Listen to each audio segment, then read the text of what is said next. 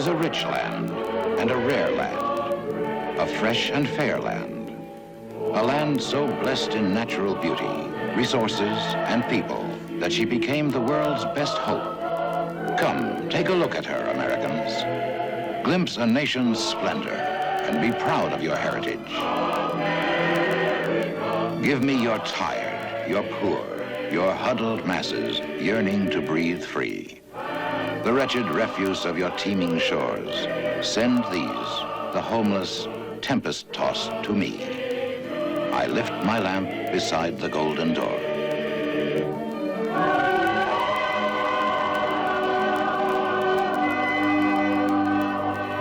Look at our portrait of America, and for a few moments, see how a great nation was carved out of a wilderness.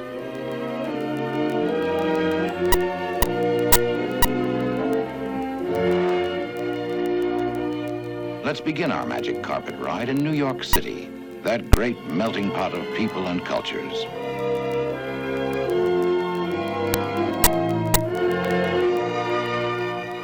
They came in their multitudes, bringing with them brains and muscles, sinews and spirit, in pursuit of a dream that until now had never been. A dream that somehow people could live together in justice and equality. A dream that democracy was the handwork of all, and that the glorious struggle could be won here. Where did this drive for the American dream begin? Not just in the great cities, but in towns and hamlets all over colonial America. The spirit of the early settlers is still all around us, hundreds of years later. Come all young sailor and listen to me. I'll sing you a song of the fish of the sea. Then blow ye winds westerly, westerly blow. We're bound to the southward, so steady she goes.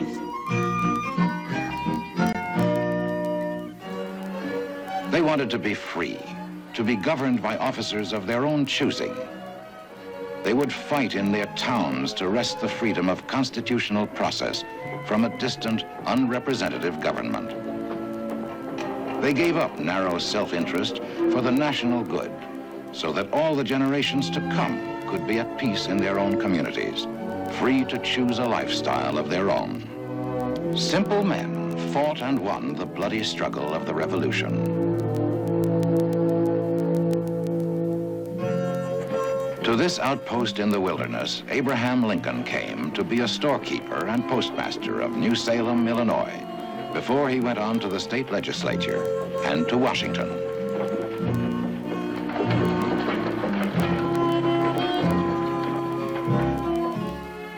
When George Washington left Mount Vernon for the first time, it was to lead the Revolutionary armies. When he left for the second time, it was to lead the struggling young republic as its first president. Because revolution was in the minds and hearts of people in towns like Williamsburg, they played a much larger role in politics than in any country before.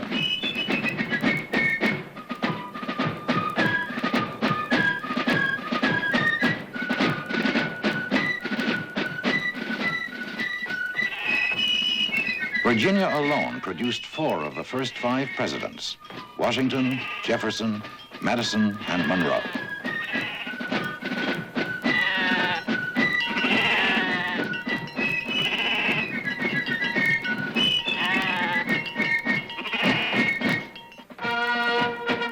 In war, the people stood up and were counted. In peace, they demanded no less. And so here in Independence Hall in Philadelphia, our founding fathers drafted a constitution that defined the delicate relationship between citizen and government as it had never been done before. For the first time in history, people would be governed by officials of their own choosing. And here was met the first government of the new nation so created. Proclaim liberty throughout the land and unto all the inhabitants thereof. Real freedom was established and protected, and under it, man could achieve his highest good. Men, women, and children of today honor those heroes of the past.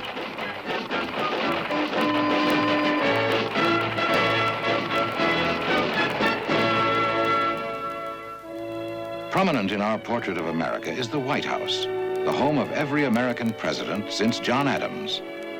A fitting home for the man who symbolizes the dignity and majesty of the American people in the most powerful elective office in the world.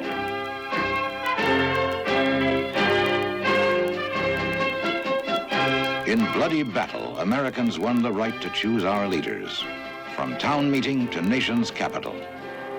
George Washington himself laid the cornerstone of this great building wherein the laws of the country are made. Over this peaceful countryside at Gettysburg was fought the greatest battle of the Civil War. It was the high tide of the Confederacy. 163,000 men struggled to decide the fate of the Union. 7,000 died that day for their beliefs.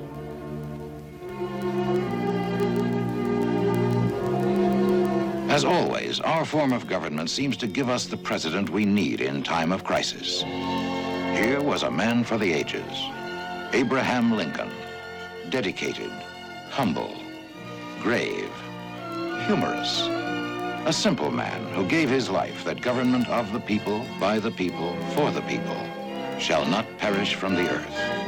He lives on in the hearts of free men everywhere.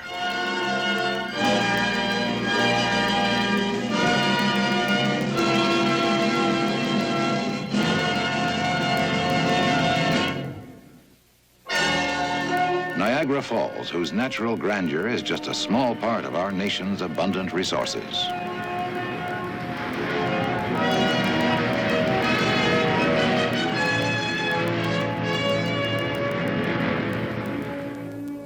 The President is Commander-in-Chief of all the armed forces.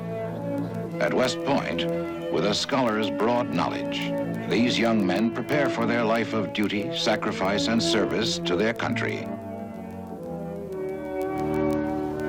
At the Air Force Academy in Colorado, these cadets will master incredible technical advances to keep this proud nation free.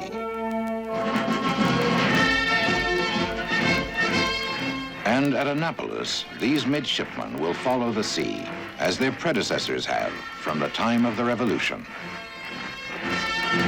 Not only is the President their commander, he is also the nation's conscience and its teacher.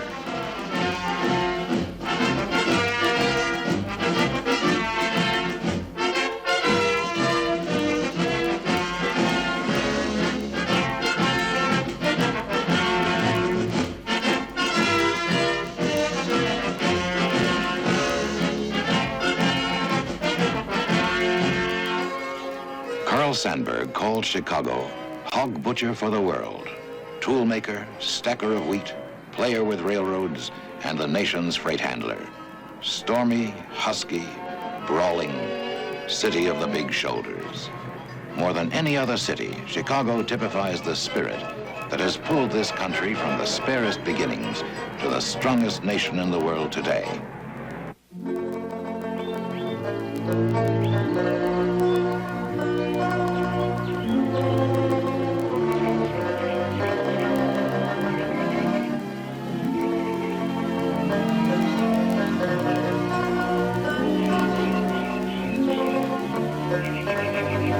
No matter what section of the country we call home, quiet rural setting or the colorful French Quarter of old New Orleans with its jazz and blues,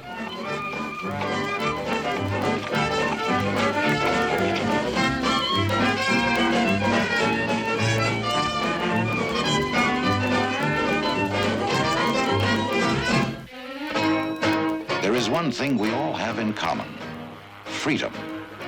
Freedom to go where we want, be what we want. Freedom to choose our own government, as well as our friends.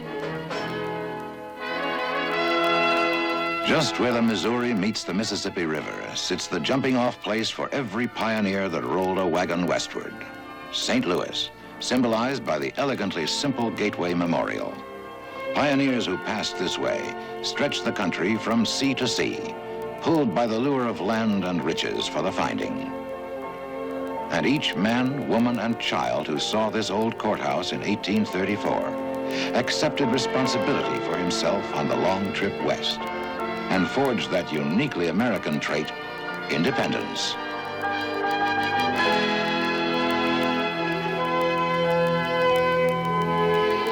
Over the Colorado River, it was a 5-month, 2,000-mile trip for the lines of covered wagons as they searched for a better life. Because they believed they would find it, the dream became a reality. As I was out walking one morning for pleasure, I spied a cowpuncher a-riding along. His hat was thrown back and his spurs were a-jingling, and as he approached, he was singing this song. Whoopie-tie-I-O, get along, you little dogies, it's your misfortune and none of my own. Whoopie-tie-I-O, get along, you little dogies, you know that Wyoming will be your new home.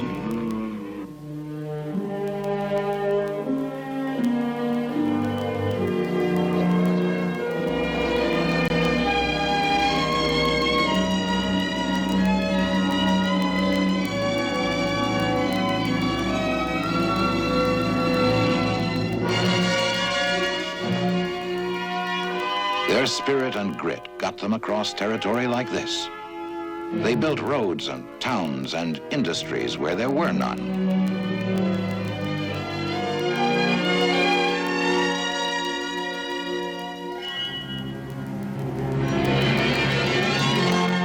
They brought something even more important to this wilderness, perhaps the most important of all American rights, the right to vote. To choose a government that would protect their rights and fulfill their needs, even in the remotest parts of this country. Today, their descendants enjoy a vastly different lifestyle. They may fly by jet to Sun Valley to enjoy their skiing, but their legacy has come down to them unchanged. Their government still responds to the majority of their votes.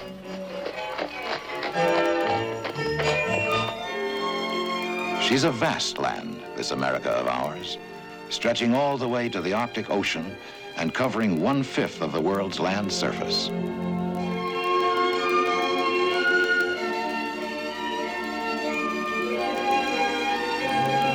Yes, on our last frontier in the frozen reaches of Alaska, the spirit and drive of the early settlers is still very much alive.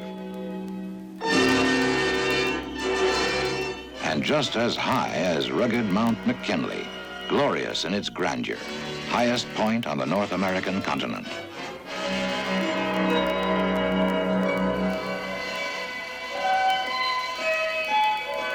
Even if it is perched on the very ends of the earth, and the temperature may hit only 40 in midsummer, Nome, Alaska is just as American as the corner drugstore. They are governed by the same laws as San Francisco and the Golden State of California, where the generations have mined the gold and tilled the farms.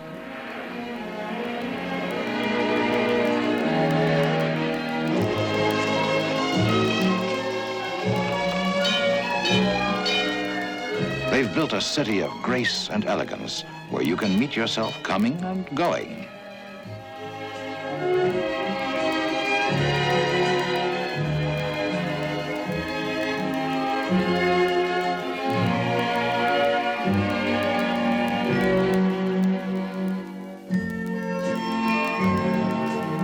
To really know San Francisco's charm is to know it at dusk at Fisherman's Wharf, where the abundance of the sea can be found at every door.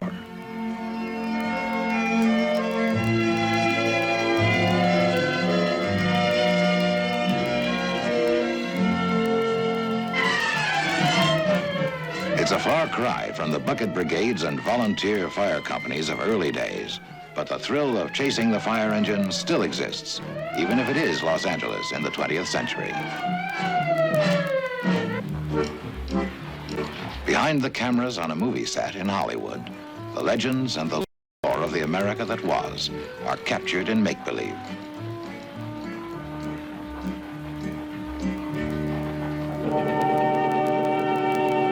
Whether it's hula hoops or hot tubs or a day's sail on Balboa Bay, Southern Californians pursue lifestyles of their own choosing. And in Los Angeles, that sprawling community of cities that knows no end, they share with the people of Boston and Houston and the thousand towns between the knowledge that in this country, all men are created equal. that they do have certain inalienable rights. And in our newest state to the west, Hawaii, the tradition of the melting pot starts again as East and West meet and democracy renews itself.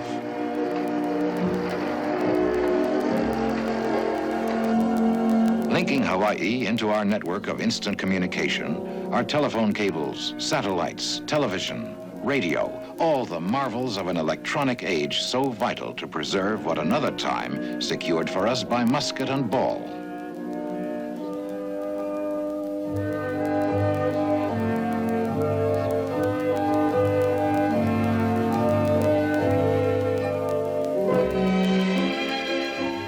Cleveland summed it all up at his inauguration. The Constitution, which prescribes my oath, my countrymen, is yours. The government you have chosen me to lead is yours. The laws and the entire scheme of our civil rule, from the town meeting to the national capital, is yours.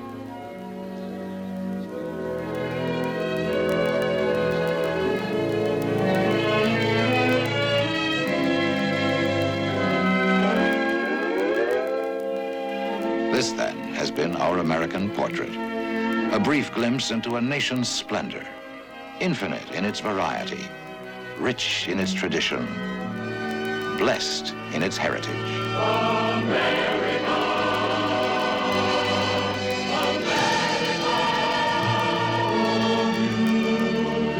America. So it's home again and home again, America for me. My heart is turning home again, and there I long to be. In the land of youth and freedom beyond the ocean's bars, where the air is full of sunlight and the flag is full of stars.